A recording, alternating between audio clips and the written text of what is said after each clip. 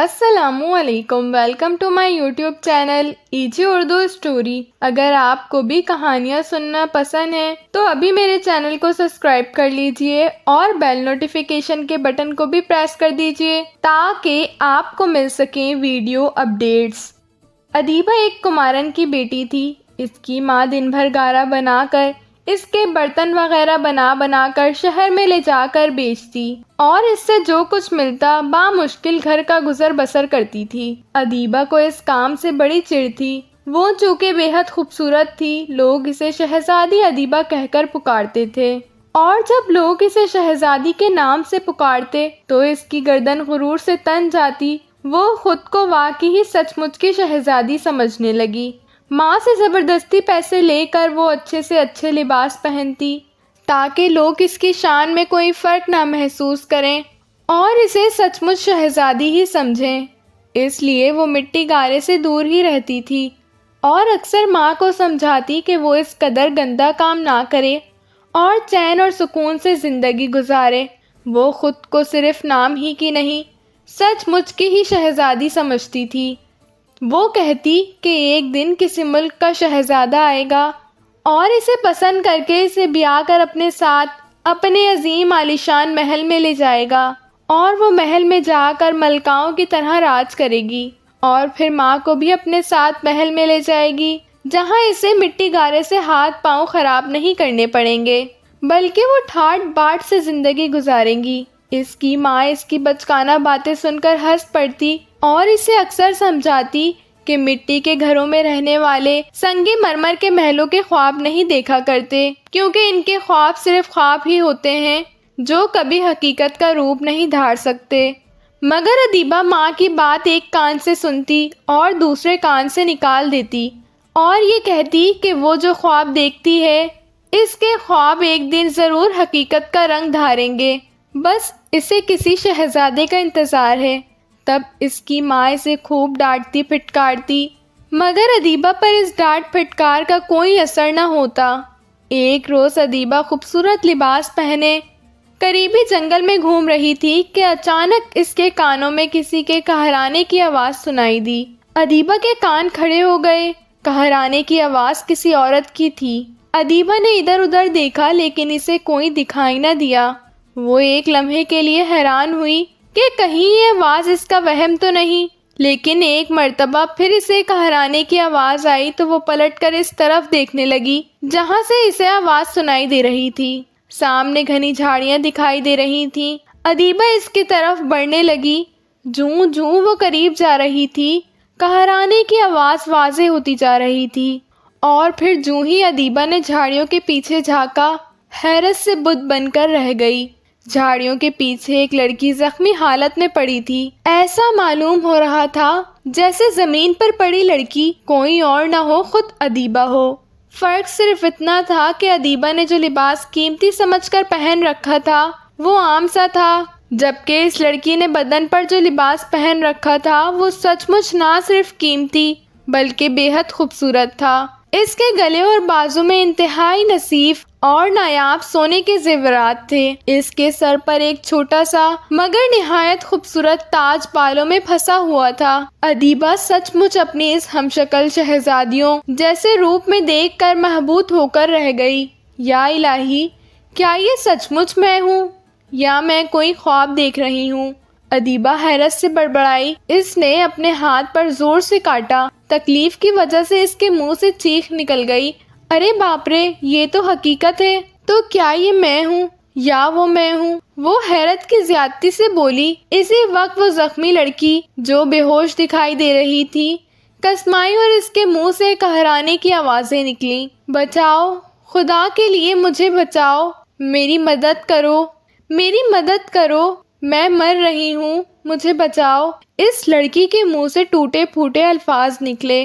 کون ہو تم؟ کہاں سے آئی ہو؟ ادیبہ نے جھک کر اسے شانے سے ہلاتے ہوئے پوچھا، مگر لڑکی مکمل طور پر بے ہوش ہو چکی تھی۔ ادیبہ پریشانی کے عالم میں سوچنے لگی کہ اسے کیا کرنا چاہیے۔ آیا وہ اس لڑکی کو گھر لے جائے یا پھر کسی اور ذریعے اسے یہیں ہوش میں لا کر اس کے بارے میں پوچھا جائے۔ پھر اس نے دوسرے طریقے پر عمل کرنے کی ٹھانی۔ وہ اپنی اس ہمشکل لڑکی کو گھر لے جانے میں ہچکچا رہی تھی۔ وہ کچھ سوچ کر اٹھی اور نہایت تیزی سے بھاگتی ہوئی اپنے گھر آ گئی۔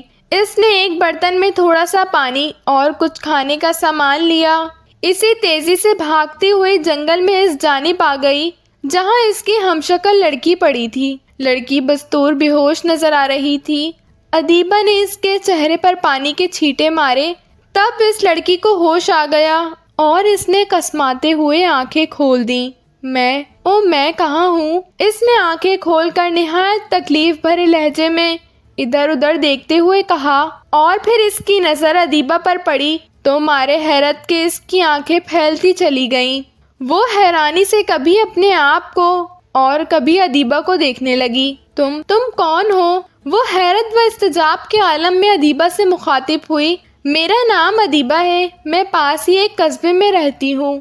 تمہاری طرح تمہیں بھی میں دیکھ کر حیرت زدہ رہ گئی تھی۔ میرا خیال ہے پہلے تم کچھ کھا لو، تم بے حد زخمی بھی ہو، میں تمہارے زخموں پر مرہم پٹی کر دیتی ہوں، اس کے بعد ہم اطمینان سے باتیں کریں گے، کیا خیال ہے؟ ادیبہ نے مسکرا کر اس کے جانب دیکھتے ہوئے کہا، اور لڑکی نے اسباب میں سر ہلا دیا۔ ادیبہ نے گھر سے لایا ہوا کھانا اس کے سامنے رکھ دیا۔ لڑکی جلدی جلدی کھانا کھانے لگی جیسے وہ واقعی بے حد بھوکی ہو۔ ادیبہ اس کے زخموں کو صاف کر کے مرہم پٹی کرنے لگی جو وہ اس مقصد کے لیے گھر سے لائی تھی۔ لڑکی کے چہرے پر حیرت لہرا رہی تھی مگر وہ کچھ بولے بغیر کھانا کھاتی رہی اور ادیبہ بھی خاموشی سے اس کی مرہم پٹی کرتی رہی۔ ہاں، اب تم مجھے اپنے بارے میں بتاؤ کہ تم کون ہو، تمہیں زخمی کس نے کیا اور تم یہاں کس طرح سے آئی ہو، اور سب سے بڑی بات، تمہاری میرے ساتھ شکل کیوں ملتی ہے؟ ادیبہ نے اس کے زخموں پر مرہم پٹی کرنے کے بعد اطمینان سے اس کے جانب دیکھتے ہوئے پوچھا۔ لڑکی بھی کھانا کھا کر فارغ ہو چکی تھی اور ادیبہ کی جانب دیکھ رہی تھی۔ شکل کیوں ملتی ہے؟ اس کا تو میں تمہیں کوئی جواب نہیں دے سکتی کیونکہ تمہیں اپنی ہمشکل دیکھ کر میں خود شدید حیران ہوں۔ ہو سکتا ہے یہ قدرتی اتفاق ہو۔ ہاں، البتہ تم نے میری مدد کی ہے، مجھے نہ صرف کھانا کھلایا ہے بلکہ میرے زخموں پر مرہم پٹی بھی کی ہے، اس لیے میں تمہیں اپنے بارے میں ضرور بتاؤں گی کہ میں کون ہوں اور یہاں زخمی حالت میں کس طرح سے پہنچی۔ لڑکی نے کہا، پھر چند لمحے سانس لینے کے لیے رکی اور پھر کہنے لگی، میرا نام شہزادی انجمن بانو ہے، میں ملک ساسان کے بادشاہ کی بیٹی ہوں۔ لڑکی نے کہا اور ادیبہ اس کی بات سن کر بری طرح سے اچھل پڑی۔ کیا کہا تم؟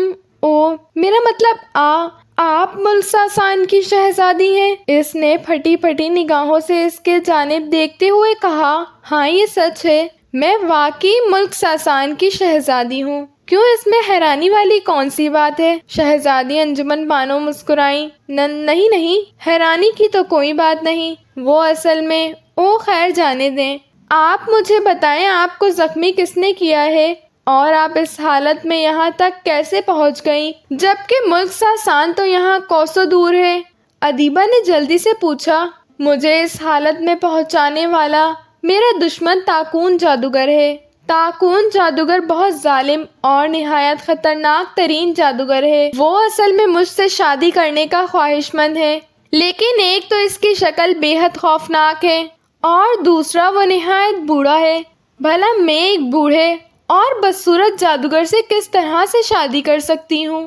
اور پھر وہ ایک نہایت بدفطرت اور سفاک ترین انسان ہے۔ میں نے سنا ہے کہ وہ اپنی جادوئی طاقتوں کو بڑھانے کے لیے نہ صرف انسانوں بلکہ انسانوں کے چھوٹے چھوٹے اور معصوم بچوں کو بھی اپنے دیاتوں کے قدموں میں بھیڑ چڑھا دیتا ہے۔ اس لیے میں اس بدفطرت انسان سے بے حد نفرت کرتی ہوں۔ وہ ہر روز میرے خوابگاہ میں آ جاتا ہے اور مجھے غصے اور پیار سے منانے کی کوشش کرتا ہے، پھر وہ مجھے ڈرانے دھمکانے کی کوشش کرتا ہے، مگر میں جانتی تھی کہ وہ میرا کچھ نہیں بگاڑ سکتا۔ اچھی لڑکی اصل میں مجھے پریوں کے دیس کا ایک پریزاد شہزادہ پسند کرتا ہے، میں بھی اسے پسند کرتی ہوں۔ ہم دونوں نے فیصلہ کر رکھا ہے کہ ہم کسی اور کے ساتھ ہرگز شادی نہیں کریں گے۔ اس بات کا علم تاکون جادوگر کو بھی ہے۔ وہ پریزاد شہزادے ساہون سے خار کھاتا ہے، مگر اپنے کسی جادو کے اصول کے تحت اسے اس بات کی اجازت نہیں کہ وہ پرستان کے باسیوں کے خلاف کسی قسم کا کوئی قدم اٹھائے یا کسی پری اور پریزاد کو نقصان پہنچانے کی کوشش کرے۔ شہزادے ساہون نے میری حفاظت کے لیے اپنی ایک خاص تسلامی انگوٹھی مجھے دے رکھی ہے، جس کی وجہ سے تاکون جادوگر جرأت نہیں کرتا کہ وہ مجھے کسی قسم کا کوئی نقصان پہنچائے۔ اس انگوٹھی میں یہ بھی خاصیت ہے کہ میں جو چاہوں روپ بدل سکتی ہوں۔ اصل میں اس انگوٹھی کی بدولت میں کسی نہ کسی پرندے کا روپ دھار کر پریوں کے دیس میں شہزادے ساہون سے ملنے جاتی تھی۔ بہرحال ایک روز مجھے شہزادے ساہون کے ایک تسلامی پرندے نے اطلاع دی کہ شہزادہ ساہون بے حد بیمار ہے۔ اس کی بیماری کا سن کر میں بڑی پریشان ہوئی۔ میں نے فوراً تسلامی انگوٹھی پہن کر اپنا روپ بدلا اور شہزادے ساہون کو دیکھنے کے لیے چڑیا بن کر پریوں کے دیس کے جانب اڑنے لگی۔ شہزادے ساہون کی بیماری کا تاکون جادوگر کو بھی علم ہو چکا تھا۔ وہ جانتا تھا کہ شہزادہ ساہون بیمار ہے اور وہ میری مدد کو کسی بھی صورت میں نہیں آ سکتا۔ یہ سوچ کر وہ ایک عقاب کے روپ میں میرے پیچھے لگ گیا۔ میرے قریب پہنچ کر اس نے مجھے اپنے پنجوں میں دبوچنا چاہا۔ اتنے بڑے عقاب کو دیکھ کر میں ڈر گئی اور تیزی سے دوسری طرف اڑنے لگی، مگر عقاب بار بار مجھے جھپٹ رہا تھا۔ کئی بار میں اس کے پنجوں میں آتے آتے بچی۔ اس کے تیز دھار پنجوں نے مجھے زخمی کر ڈالا۔ مجھے اپنی موت یقیناً نظر آ رہی تھی۔ میں ایک چڑیا کے روپ میں تھی، اس لیے فضا میں اپنا روپ بدل نہیں سکتی تھی۔ اس کے لیے میرا زمین پر آنا بہت ضروری تھا۔ میں نے سوچا اگر میں نے اپنا روپ نہ بدلا تو یہ عقاب مجھے ہرگز زندہ نہیں چھوڑے گا۔ یہ سوچ کر میں نے غوطہ لگایا اور کسی طرح بچتی بچاتی زمین پر آ گری اور ان جھاڑیوں میں آ کر چھپ گئی، اور میں نے اپنا اصل روپ اختیار کر لیا۔ پرندے کے روپ میں مجھے اپنے زخموں کا اتنا احساس نہیں ہوا تھا، مگر انسانی روپ میں آتے ہی مجھے شدید تکلیف کا احساس ہوا۔ میرے زخموں سے خون رس رہا تھا۔ مجھ میں اتنی ہمت نہیں تھی کہ میں تاکون جادوگر کے خوف سے ان جھاڑیوں کے پیچھے سے نکلتی۔ میں یہیں پڑی پڑی بے ہوش ہو گئی۔ اس کے بعد کیا ہوا یہ تم مجھ سے بہتر جانتی ہو۔ شہزادی انجمن بانو یہ کہہ کر خاموش ہو گئیں۔ اوہ، حیرت انگیز، نہایت تعجب انگیز، بڑی عجیب و غریب کہانی ہے آپ کی شہزادی صاحبہ۔ آپ ایک انسان ہو کر ایک پریزاد شہزادے سے محبت کرتی ہیں۔ اب آپ کیا کریں گی اگر وہ جادوگر یہاں پھر آ گیا؟ ادیبہ نے پریشان نگاہوں سے اوپر دیکھتے ہوئے کہا، جیسے اسے شک ہو اس مرتبہ تاکون جادوگر اسے ہی شہزادی انجمن سمجھ کر نہ لے جائے۔ گھبراؤ نہیں، تاکون جادوگر میری تلاش سے مایوس ہو کر جا چکا ہے، اور اگر یہاں آیا تو اس تسلامی انگوٹھی سے مجھے فوراً پتہ چل جائے گا۔ شہزادی انجمن بانو نے اسے تسلی دیتے ہوئے کہا، نہیں نہیں شہزادی صاحبہ، یہ بات نہیں، میں تو آپ کے بارے میں پریشان ہو رہی تھی۔ بہرحال آپ نے بتایا نہیں اب آپ کا کیا ارادہ ہے۔ آپ کے زخموں پر میں نے مرہم پٹی تو کر دی ہے، مگر ابھی آپ کے زخم ایسے نہیں کہ آپ چل پھر سکیں۔ کیا اب آپ پھر سے کسی پرندے کا روپ دھار کر واپس اپنے ملک جائیں گی؟ ادیبہ نے جلدی سے سنبھلتے ہوئے پوچھا۔ ہاں، میں ایک پرندے کا روپ دھاروں گی، مگر اب میں اپنے وطن نہیں جاؤں گی، بلکہ میں تاکون جادوگر کے محل میں جاؤں گی، اور جب تک میں تاکون جادوگر کو ہلاک نہیں کر دیتی اس وقت تک نہ میں اپنے ملک جاؤں گی اور نہ ہی شہزادے ساہون سے ملوں گی۔ شہزادی انجمن بانو نے سوچتے ہوئے فیصلہ کن لہجے میں کہا، کیا کہا؟ آپ تاکون جادوگر کو ہلاک کریں گی؟ مگر کیسے؟ آپ تو کہہ رہی تھی کہ وہ نہایت خطرناک اور ظالم ترین انسان ہے۔ ادیبہ نے چونک کر اس کے جانب دیکھتے ہوئے پوچھا۔ ہاں، یہ ٹھیک ہے، مگر اب اس جادوگر کا خاتمہ بہت ضروری ہو گیا ہے، کیونکہ اگر اس کا خاتمہ نہ کیا گیا تو یہ میرے لیے اسی طرح عذاب بنا رہے گا، اور مجھے تسلامی انگوٹھی سے علم ہو گیا ہے کہ اس ظالم جادوگر نے شہزادے ساہون کو نقصان پہنچانے کے لیے اپنے دیہاتوں سے اجازت لے لی ہے۔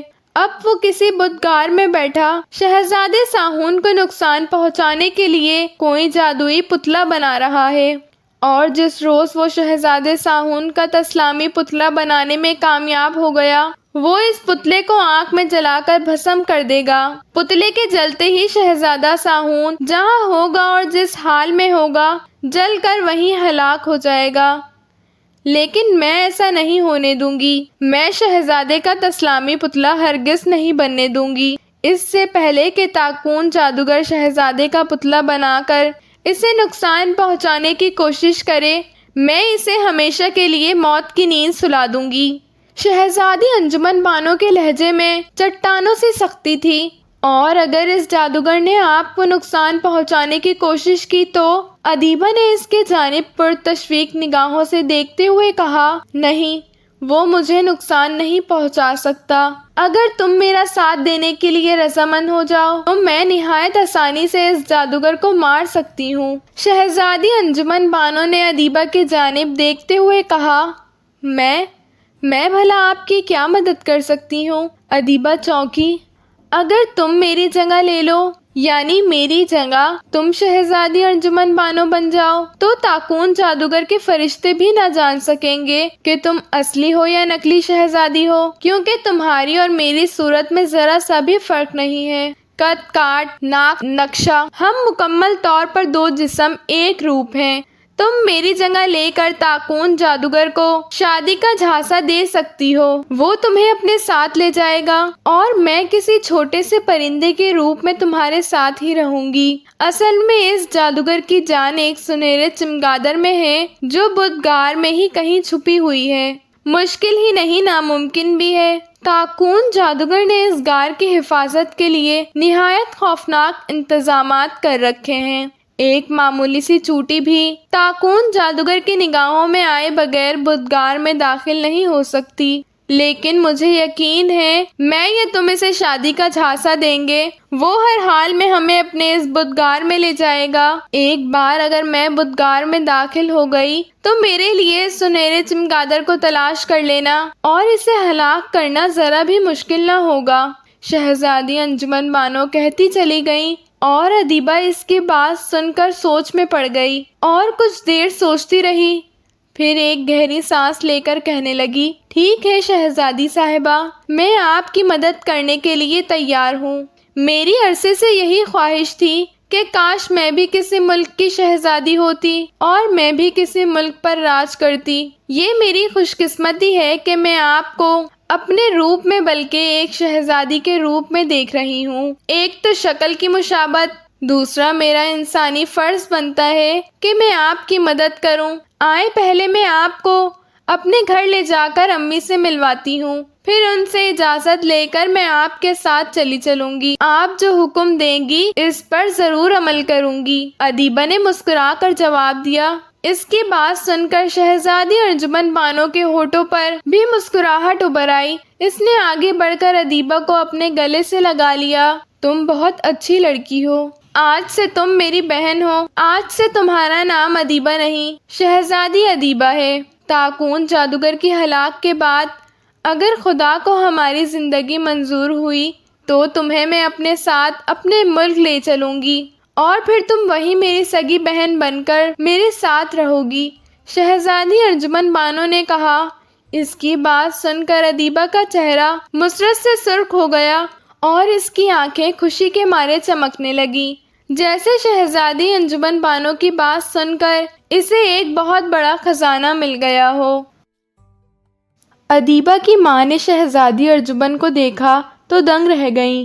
ادیبہ نے اپنی ماں کے سامنے شہزادی انجمن بانو کی ساری حقیقت بتلا دی، جسے سن کر اس کی ماں بے حد متاثر ہوئی۔ اس کی ماں نے ادیبہ سے کہا، اگر شہزادی انجمن بانو کی پریشانی اس کی مدد کرنے سے ختم ہو سکتی ہے تو اسے اس کی ضرور مدد کرنی چاہیے۔ شہزادی انجمن بانو نے ماں کا بہت بہت شکریہ ادا کیا اور اس سے وعدہ کیا کہ وہ ادیبہ کی خود حفاظت کرے گی۔ اگر تاکون جادوگر نے اسے کسی بھی قسم کا نقصان پہنچانے کی کوشش کی تو وہ خود اس کے سامنے آ جائے گی اور ادیبہ پر ہلکی سی بھی آنچ نہ آنے دے گی۔ ہاں شہزادی صاحبہ، او میرا مطلب محترم ارجمن بانو، اب میرے لیے کیا حکم ہے؟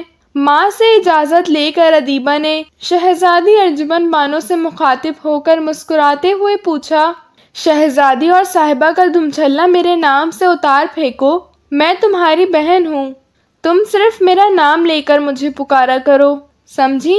شہزادی ارجمن بانو نے اسے مصنوعی غصہ دکھاتے ہوئے کہا، ٹھیک ہے میری پیاری ہم شکل بہن، اب بتاؤ ہمیں کیا کرنا ہے؟ کسی کنویں میں چھلانگ لگانا ہے یا پہاڑ سے کودنا ہے؟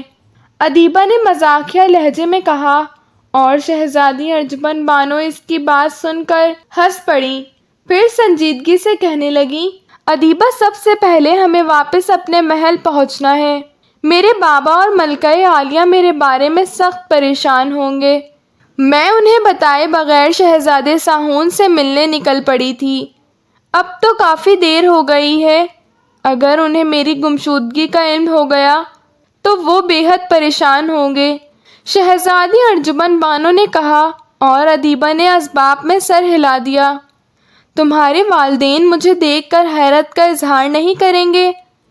ادیبہ نے کچھ سوچ کر شہزادی ارجمن بانو سے پوچھا، نہیں، کیونکہ ابھی تم ان کے سامنے نہیں جاؤ گی، تم ابھی اور اسی وقت میرا روپ دھار لو، میں ایک گھوڑا بن جاتی ہوں، تم مجھ پر بیٹھ جانا، میں تمہیں ملک ساسان لے چلوں گی، تم محل پہنچ کر اپنے آپ کو شہزادی ارجمن بانو ہی ظاہر کرنا، باقی کی ہدایت اور تفصیل میں تمہیں راستے میں ہی بتا دوں گی، شہزادی ارجمن بانو نے سوچتے ہوئے انداز میں کہا، اور ادیبہ نے اسباب میں سر ہلا دیا۔ ادیبہ نے اپنی ماں سے اجازت لی اور شہزادی ارجمن کے ساتھ اسی جنگل میں واپس آ گئی۔ تب شہزادی ارجمن بانو نے اپنے دائیں ہاتھ میں موجود سرخ نگینے والی انگوٹھی کی جانب دیکھتے ہوئے کچھ پڑھا، دوسرے ہی لمحے اس کے گرد سیاہ دھواں سا پھیل گیا اور کئی لمحے اس سیاہ دھوئیں میں چھپی رہی، پھر جو ہی دھواں ختم ہوا، ادیبہ یہ دیکھ کر بوچھی رہ گئی کہ جس جگہ چند لمحے قبل شہزادی ارجمن بانو کھڑی تھی، اب وہاں پر ایک نہایت تندرست اور خوبصورت گھوڑی کھڑی تھی، اس پر باقاعدہ زین کسی ہوئی تھی۔ ایک لمحے کے لیے ادیبہ شہزادی ارجمن بانو کی جگہ گھوڑی دیکھ کر خوفزدہ ہو گئی، مگر پھر اس کا خوف جاتا رہا۔ آؤ ادیبہ، جلدی کرو، مجھ پر سوار ہو جاؤ، ہمارا سفر بہت طویل ہے۔ گھوڑی کی منہ سے شہزادی ارجمن بانو کی آواز نکلی اور ادیبہ اس کی بات سن کر جلدی سے سر ہلا کر اس پر سوار ہو گئی۔ جو ہی ادیبہ گھوڑی پر بیٹھی، گھوڑی بے باک ایک جانب بھاگنے لگی، اس کی رفتار تیز سے تیز ہوتی جا رہی تھی۔ ان کا یہ سفر کئی گھنٹے جاری رہا، یہاں تک کہ رات سر پر آ گئی۔ ادیبہ گھوڑی سے بری طرح چپکی ہوئی تھی، گھوڑی کی رفتار اس قدر تیز تھی جیسے وہ ہوا میں اڑ رہی ہو۔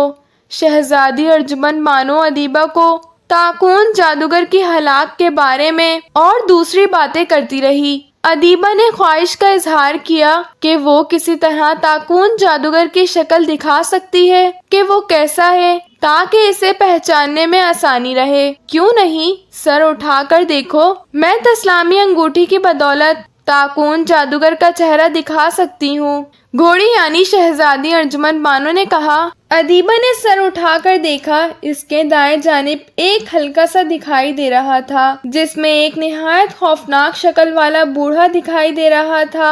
اس کا سر درمیان سے گنجا تھا جبکہ باقی سر کے بال بے حد لمبے لمبے تھے، اس کی مونچھیں بچھو کی دم کی طرح اوپر کو اٹھی ہوئی تھیں، اس کی بونہیں بھی بے حد بڑی بڑی اور گھنی تھیں۔ اوہ، واقعی یہ تو بہت بوڑھا اور نہایت خوفناک شکل والا جادوگر ہے، ادیبہ نے کہا۔ ہاں، اور وہ دیکھو، یہ ہے شہزادہ ساہون، پریوں کا شہزادہ، شہزادی ارجمن بانو نے کہا، اور ادیبہ نے دیکھا اس جادوگر کے دوسرے جانب ایک بڑا سا ہلا پھیلا ہوا تھا جس میں ایک نہایت معصوم اور خوبصورت انسان جس نے اپنے بالوں پر سرخ رنگ کا رومال باندھا ہوا تھا نظر آ رہا تھا۔ اس کا لباس بھی بے حد شاندار تھا، بہت خوب، بہت شاندار، واقعی شہزادی صاحبہ، او میرا مطلب انجمن بہن، یہ خوبصورت شہزادہ ہی اس لائق ہے کہ تم اس سے شادی کر سکو۔ اب تو میرے جسم میں اور قوت پیدا ہو گئی ہے کہ میں اس بدصورت بوڑھے کو تمہارے راستے سے ہٹا دوں، اس خوبصورت شہزادے سے تمہاری شادی کرا سکوں۔ ادیبہ نے کہا اور شہزادی ارجمن بانو ہنس پڑی۔ او اچانک شہزادی ارجمن بانو کے منہ سے شدید پریشانی کے عالم میں نکلا۔ کیا ہوا؟ ادیبہ نے جلدی سے پوچھا۔ ادیبہ بہن، تاکون جادوگر کو غالبا ہماری حقیقت کا معلوم ہو گیا ہے۔ مجھے اس تسلامی انگوٹھی نے بتایا ہے کہ وہ ایک تسلامی کنویں کے سامنے بیٹھا نہ صرف ہمیں دیکھ رہا ہے بلکہ ہماری باتیں بھی سن رہا ہے۔ شہزادی ارجمن بانو نے نہایت پریشان لہجے میں کہا۔ اوہ، یہ تم کیا کہہ رہی ہو؟ ادیبہ بھی اس کی بات سن کر پریشان ہو گئی۔ میں درست کہہ رہی ہوں۔ اس نے ہم پر سحر کر دیا ہے اور ہم اپنے محل نہیں بلکہ اس جادوگر کے بتگار کے سمت جا رہے ہیں۔ میں روکنے کی ہر ممکن کوشش کر رہی ہوں لیکن میرے قدم میرا ساتھ نہیں دے رہے۔ شہزادی ارجمن بانو نے نہایت پریشانی کے لہجے میں کہا اور خوف سے ادیبہ کا چہرہ دھون ہونے لگا۔ شہزادی ارجمن کی رفتار انتہائی حد تک تیز ہو گئی اور وہ راستہ بدل کر دوسرے جانب بھاگنے لگی۔ اس کی رفتار اس حد تک تیز ہو گئی کہ ادیبہ کے منہ سے بے اختیار چیخیں نکلنے لگیں۔ اس لمحے ادیبہ کو ایک زوردار جھٹکا لگا۔ اس کے منہ سے چیخیں نکلنا بند ہو گئیں اور اس پر غنودگی کی سی کیفیت طاری ہو گئی۔ وہ گھوڑی یعنی شہزادی ارجمن پر یوں سنبھل کر بیٹھ گئی جیسے وہ نیند کے عالم میں ہو۔ گھوڑی بے اختیار بھاگ رہی تھی۔ مختلف میدانوں اور پہاڑی راستوں کو عبور کرتی ہوئی گھوڑی ایک سرسبز پہاڑی علاقے میں دوڑنے لگی۔ سامنے ایک نہایت صاف شفاف راستہ دکھائی دے رہا تھا جیسے کہ ارد گرد نہایت خوبصورت بیل بوٹی لگی ہوئی ہو۔ گھوڑی اس راستے پر دوڑنے لگی اور پھر ادیبہ نے غنودگی کے عالم میں سامنے دیکھا۔ اسے ایک عجیب و غریب پہاڑ نظر آیا۔ پہاڑ میں ایک بہت کھلے منہ والی غار دکھائی دے رہی تھی۔ اس غار کا منہ کسی خوفناک بت کے کھلے ہوئے منہ جیسا تھا۔ اس کے دو بڑے بڑے دانت دکھائی دے رہے تھے اور ناک کی جگہ ایک سرنگ تھا جبکہ آنکھیں بڑی بڑی اور گول تھیں جو پتھر کی مانند سیاہ نظر آ رہی تھیں اور ادھر ادھر گردش کر رہی تھیں۔ اگر ادیبہ پر غنودگی کی گرفت نہ طاری ہوتی تو وہ اس بھیانک شکل والی غار کو دیکھ کر یقیناً خوف کی زیادتی سے اپنے ہوش و آواز گنوا دیتی۔ گھوڑی اس راستے پر بھاگتی ہوئی بھیانک خوفناک شکل والے بتگار میں داخل ہوئی۔ جوں ہی وہ غار میں داخل ہوئی اس بت نما غار کا منہ خود بخود بند ہو گیا۔ غار میں بے حد اندھیرا تھا۔ گھوڑی یعنی شہزادی ارجمن بانو اس کے باوجود ادیبہ کے لیے نہایت تیز رفتار سے اس غار میں دوڑتی رہی۔ اسے یوں محسوس ہو رہا تھا جیسے کوئی اندیکھی قوت اسے زبردستی اپنی جانب کھینچ رہی ہو۔ اچانک اس کا پاؤں رپٹ گیا اور وہ چیخیں مار کر الٹ کر رہ گئی۔ ادیبہ اس کے اوپر سے اچھل کر دور جا کر گری۔ شہزادی ارجمن بجلی سی تیزی سے اٹھ کھڑی ہوئی اور پھر بری طرح چونک پڑی کیونکہ وہ گھوڑی کے بجائے اپنے اصل روپ میں تھی اور جس جگہ وہ کھڑی تھی وہ نہایت عجیب و غریب اور خوفناک چیزوں سے آراستہ ایک بہت بڑا ہال نما کمرہ تھا۔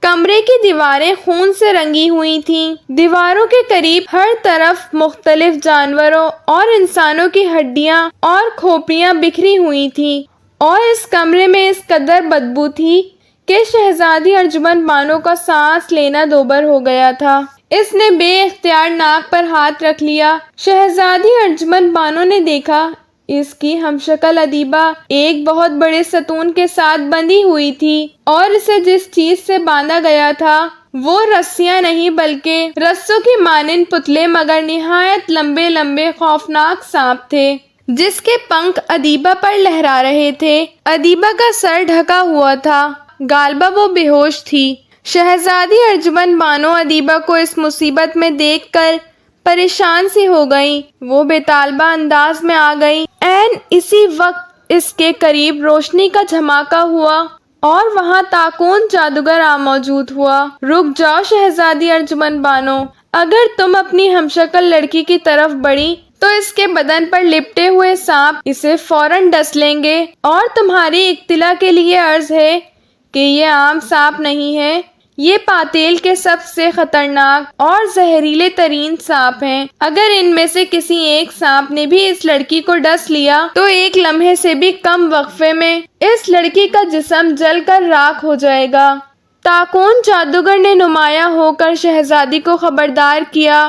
اس کے لہجے میں گہرا طنز اور تبصرہ تھا۔ اسے دیکھ کر شہزادی ارجمن بانو کا چہرہ بگڑ گیا اور اس کی آنکھوں میں زمانے بھر کی نفرت آ گئی۔ میرے جانب اتنی نفرت بھری نگاہوں سے مت دیکھو شہزادی ارجمن بانو، تم اس وقت میری قید میں ہو۔ ایک عرصے سے مجھے تمہاری تلاش تھی مگر تم کسی طرح سے میرے قابو میں نہیں آ رہی تھی۔ آج مجھے موقع مل ہی گیا ہے، اب مجھ سے کوئی تمہیں چھین نہیں سکتا۔ مجھے پریزاد شہزادے ساہون سے پریشانی لاحق تھی مگر اب میں نے اس کا بھی بندوبست کر لیا ہے۔ اپنی دیوتوں سے اجازت لے کر میں نے اس کا ایک تسلامی پتلا بنا لیا ہے، یہ دیکھو۔ طاقون جادوگر نے یہ کہہ کر فضا میں ہاتھ ہلایا۔ فوراً ہی اس کے ہاتھوں میں ایک مٹی کا بنا ہوا پتلا آ گیا جس کی شکل ہو بہو شہزادے ساہون سے ملتی تھی۔ شہزادی ارجمن بانو اس کے ہاتھ میں شہزادے ساہون کا پتلا دیکھ کر پریشان ہو گئی۔ وہ تیزی سے آگے بڑھی۔ نہ شہزادی، آگے نہ بڑھنا، اس وقت تمہارے شہزادے اور تمہاری ہمشکل لڑکی کی جان میری مٹھی میں ہے۔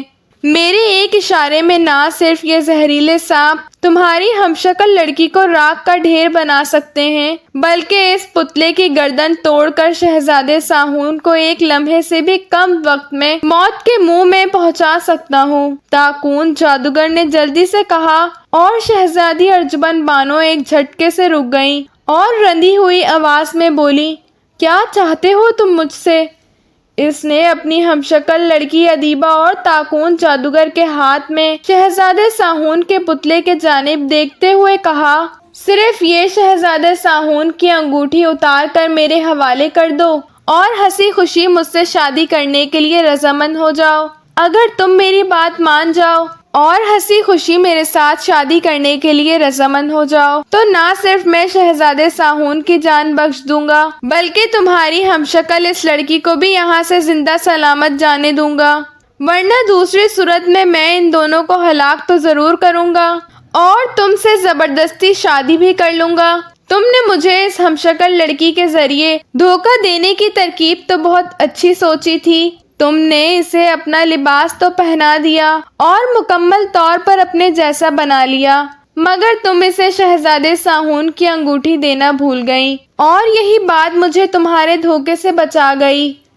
اب تم مکمل طور پر میرے قبضے میں ہو۔ تم اپنی اس انگوٹھی کی بدولت شہزادے ساہون کو اطلاع بھی نہیں پہنچا سکتی، وہ اس بدگار میں قیامت تک بھی نہیں آ سکتا۔ لاؤ شہزادی ارجمن بانو، اس انگوٹھی کو میرے حوالے کر دو، اب یہ تمہارے کسی کام کی نہیں ہے۔ طاقون جادوگر نے زوردار کہکا لگاتے ہوئے کہا اور شہزادی ارجمن بانو نے بے بسی سے ہونٹ بیچ لیے۔ واقعی اس سے غلطی ہوئی تھی، گھوڑی بنتے ہی اسے چاہیے تھا کہ شہزادے ساہون کی انگوٹھی اپنی ہمشکل ادیبہ کو پہنا دیتی تاکہ اگر طاقون جادوگر اس کے بارے میں جاننا چاہتا تو آسانی سے نہ جان سکتا، لیکن اب غلطی ہو چکی تھی۔ اب کیا ہو سکتا تھا؟ وہ پریشانی کے عالم میں ہونٹ کاٹنے لگی۔ ٹھیک ہے طاقون جادوگر، مجھے تمہاری شرط منظور ہے، میں یہ انگوٹھی تمہارے حوالے کر دیتی ہوں اور تم سے شادی کرنے پر بھی رضامند ہوں، مگر اس سے پہلے کہ میں انگوٹھی تمہارے حوالے کر دوں تم کم از کم میری ہمشکل لڑکی کے جسم پر سے لپٹے ہوئے سانپ ہٹا دو اور اسے ہوش میں لے آؤ، میں اس سے ضروری بات کرنا چاہتی ہوں، اس کے بعد میں انگوٹھی تمہارے حوالے کر دوں گی۔ شہزادی ارجمن بانو نے کچھ سوچتے ہوئے طاقون جادوگر سے مخاطب ہو کر تھکے ہوئے لہجے میں کہا، جیسے وہ واقعی طاقون جادوگر کی طاقتوں سے مغروب ہو گئی ہو۔ طاقون جادوگر نے غور سے اس کے جانب دیکھا لیکن اسے شہزادی ارجمن بانو کے چہرے پر سوائے بے بسی کے اور کوئی آثار نظر نہ آئے۔ تب اس کے چہرے پر مسکراہٹ ابھر آئی۔ ٹھیک ہے، میں ابھی ان سانپوں کو غائب کر دیتا ہوں، اس نے کہا اور مڑ کر ادیبہ کے جانب دیکھنے لگا۔ اس نے کوئی منتر پڑھ کر ادیبہ کے جانب پھونکا، فوراً ہی ادیبہ کے جسم پر چپٹے ہوئے سانپ غائب ہو گئے۔ لو اور تاکون جادوگر شہزادی ارجمن بانو کی طرف مڑ کر کچھ کہنے ہی لگا تھا کہ اسے ایک زوردار جھٹکا لگا اور وہ زوردار دھوکہ کھا کر الٹ کر گر پڑا۔ اسی وقت تیز پڑپڑاہٹ آواز کے ساتھ اس پر ایک بہت بڑا پرندہ جھپکا اور اس کے ہاتھ پر پنجے مارتا ہوا اس کے ہاتھ سے شہزادے ساہون کا پتلا لے کر ایک طرف اڑتا چلا گیا۔ تاکون جادوگر بکلا کر بجلی سی تیزی سے اٹھ کھڑا ہوا۔ اس نے غسلی نگاہوں سے پرندے کی جانب دیکھا۔ اسی وقت اس پرندے نے زمین پر ٹوپ لگائی اور فوراً شہزادی ارجمن کا روپ بدل لیا، جس کے چہرے پر ایک فطانہ مسکراہٹ رس رہی تھی۔ شہزادی نے موقع کا فائدہ اٹھا کر تسلامی انگوٹھی سے ایک پرندے کا روپ بدلا تھا اور پرندے کا روپ بدل کر تاکون جادوگر سے ٹکر کر اسے نیچے گرا دیا اور اس سے شہزادے ساہون کا پتلا حاصل کر لیا۔ اب شہزادے ساہون کا پتلا اس کے ہاتھ میں تھا۔ دھوکہ! تم نے میرے ساتھ دھوکہ کیا ہے شہزادی ارجمن! تاکون جادوگر اس کے جانب دیکھ کر غضبناک انداز سے گھررایا۔ محبت اور جنگ میں سب کچھ جائز ہے تاکون جادوگر، تم نے ایک چال چلی اور مجھے اور میری ہمشکل لڑکی کو بدگار میں بلا لیا، اور اب میں نے چال چلی اور اپنے شہزادے کے پتلے کو حاصل کر لیا۔ یہی دنیا کا اصول ہے، جیسا کرو ویسا بھرو۔ شہزادی ارجمن بانو ہنسی۔ او نہیں، تمہیں اس کے لیے بہت بڑا خمیازہ بھگتنا پڑے گا چالاک شہزادی! تاکون جادوگر گھررایا۔ اس نے دونوں ہاتھ کھول کر شہزادی کی جانب جھٹکے۔ اس کی ہتھیلی سے آنکھ کے شعلے نکل کر شہزادی کی جانب لپکے، لیکن شہزادی ارجمن بانو تسلیمی انگوٹھی کی مدد سے فوراً اس جگہ سے غائب ہو کر دوسری طرف ظاہر ہو گئیں۔ یہ دیکھ کر تاکون جادوگر نے ایک بار پھر آنکھ پھینکی، مگر شہزادی ارجمن بانو اس جگہ ہوتی تو آنکھ اس پر اثر کرتی، وہ فوراً وہاں سے غائب ہو جاتی جس طرف تاکون جادوگر آنکھ پھینکتا تھا۔ اپنا وار خالی جاتا دیکھ کر تاکون جادوگر کا غصہ عروج پر پہنچ گیا۔ اس نے کوئی منتر پڑھ کر اپنے ہاتھ زمین پر جھٹکے۔ اسی وقت دھماکہ ہوا اور وہاں ایک نہایت قومی ہیکل اور خوفناک شیر نمودار ہوا۔ تسلامی شیر، اس بدبخت شہزادی کو پکڑ لو اور اس کے ٹکڑے ٹکڑے کر دو۔ تاکون جادوگر نے شیر کے جانب دیکھ کر نہایت غضناک اور تمخانہ انداز میں کہا۔ شیر نے ایک خوفناک دھاڑ ماری اور خوفناک انگاروں جیسی نگاہوں سے شہزادی ارجمن کی جانب دیکھتا ہوا اس کی جانب جھپکا۔ شیر کو دیکھ کر شہزادی ارجمن بھی تسلامی انگوٹھی کی بدولت ایک بگڑی ہوئی شیرنی کے روپ میں آ گئی۔ اس سے پہلے کہ شیر اس پر حملہ کرتا، شہزادی ارجمن بانو نے بجلی سے تیزی سے اس پر حملہ کر دیا۔ اس کا حملہ اس قدر شدید اور خطرناک تھا کہ تاکون جادوگر بھی آنکھ پھاڑ کر اسے دیکھتا رہا، اور شہزادی ارجمن بانو نے شیرنی کے روپ میں شیر کی گردن چبا کر اسے ہلاک کر دیا۔ یہ دیکھ کر تاکون جادوگر ایک بار پھر حرکت میں آ گیا اور اس پر زبردست تسلامی وار کرنے لگا۔ شہزادی ارجمن بانو تسلامی انگوٹھی کی وجہ سے بامشکل جانوروں اور پرندے کے روپ بدل بدل کر اپنا وفاق کر رہی تھی۔ اس نے ایک دو بار خوفناک درندے کے روپ میں تاکون جادوگر پہ حملہ کرنے کی کوشش کی، مگر وہ تاکون جادوگر کا کچھ نہ بگاڑ سکی۔ اسی وقت ادیبہ، جو کہ سانپ عائب ہونے کے بعد ستون کے قریب بے ہوشی کے عالم میں گری پڑی تھی، اس نے کسماتے ہوئے آنکھیں کھول دی۔ خوفناک دھاڑوں اور چیخوں کی آواز سن کر اس نے گھبرا کر دیکھا اور پھر وہ شہزادی ارجمن بانو کو ایک خوفناک شکل والے گنجے جادوگر سے لڑتے دیکھ کر حیرت زدہ رہ گئی۔ پہلے وہ پریشانی کے عالم میں سوچنے لگی کہ اس کے ساتھ ہوا کیا تھا اور وہ اس جگہ پر کیوں اور کیسے آ گئی، اور شہزادی ارجمن بانو اس گنجے سر والے تاکون جادوگر سے کیوں لڑ رہی ہے، لیکن اسے کچھ سمجھ نہ آیا۔ تب وہ سر جھکا کر شہزادی ارجمن بانو اور گنجے سر والے تاکون جادوگر کی لڑائی دیکھنے لگی، اور پھر اس نے دیکھا تاکون جادوگر نے اپنے جادو کے زور سے شہزادی ارجمن بانو کو اپنے شکنجے میں کس لیا۔ اس نے ایک ہاتھ سے شہزادی ارجمن بانو کی گردن پکڑ لی اور دوسرا ہاتھ فضا میں گھما کر ایک تلوار حاصل کی اور اس انداز میں ہاتھ اٹھا لیا جیسے وہ ایک جھٹکے میں شہزادی ارجمن بانو کی گردن کاٹ دینا چاہتا ہو۔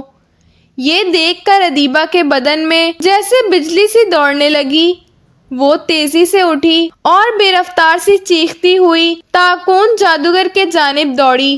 اس کی چیخ سن کر تاکون جادوگر چونک کر اس جانب دیکھنے لگا، مگر اس سے پہلے کہ وہ کچھ سوچتا ادیبہ اس کے قریب پہنچ گئی اور اس نے ایک ہاتھ سے اس کے بال پکڑ لیے اور زور زور سے دوسرے ہاتھ سے اس کی کمر پر مکے مارنے لگی۔ تاکون جادوگر کے منہ سے ایک زوردار چیخ نکل گئی اور نہ صرف اس کے ہاتھ سے تلوار چھوٹ گئی بلکہ شہزادی ارجمن بانو کی گردن سے بھی اس کی گرفت ڈھیلی پڑ گئی۔ شہزادی ارجمن بانو نے ایک جھٹکے سے اسے تھپڑ کر اپنی گردن چھڑا لی۔ بہت خوب ادیبہ، بہت خوب، اچھے موقع پر تم نے میری مدد کی ہے۔ اس بدبخت کے بال مت چھوڑنا، اس کے تسلامی قوتوں کا راز اس کے بالوں میں ہے۔ جب تک اس کے بال تمہاری مٹھی میں ہیں یہ تمہارے خلاف کچھ نہیں کر سکے گا۔ تم اس کے بال پکڑے رکھو، میں اس سنہرے چمگادڑ کو تلاش کرتی ہوں جس میں اس بدبخت کی جان ہے، شہزادی ارجمن بانو نے چیخ کر کہا اور ادیبہ نے اسباب میں سر ہلا دیا۔ وہ دوسرے ہاتھ سے تاکون جادوگر کے بال مٹھی میں لے کر کھینچنے لگی۔ تاکون جادوگر کی چیخیں اس کے کانوں کے پردے پھاڑ رہی تھیں۔ شہزادی ارجمن بانو نے فوراً ایک عقاب کا روپ دھارا اور پھڑپڑاتی ہوئی اڑ گئی۔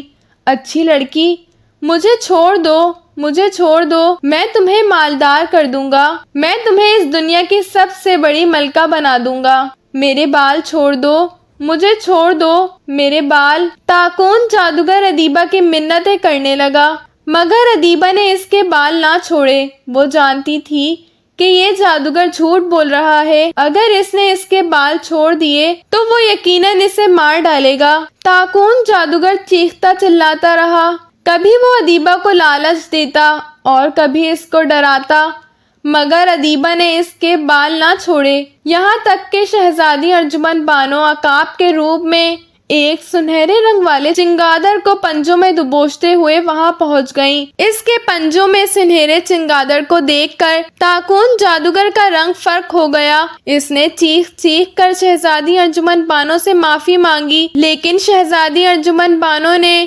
چونچ مار مار کر اس چنگادڑ کے ٹکڑے کر کر رکھ دیے۔ وہ جو ہی چنگادڑ کا کوئی ٹکڑا کاٹتی تاکون جادوگر کے گوشت کا بھی ایک بہت بڑا ٹکڑا کٹ جاتا، یہاں تک کہ شہزادی ارجمن بانو نے عقاب کے روپ میں سنہرے چمگادڑ کو ہلاک کر دیا۔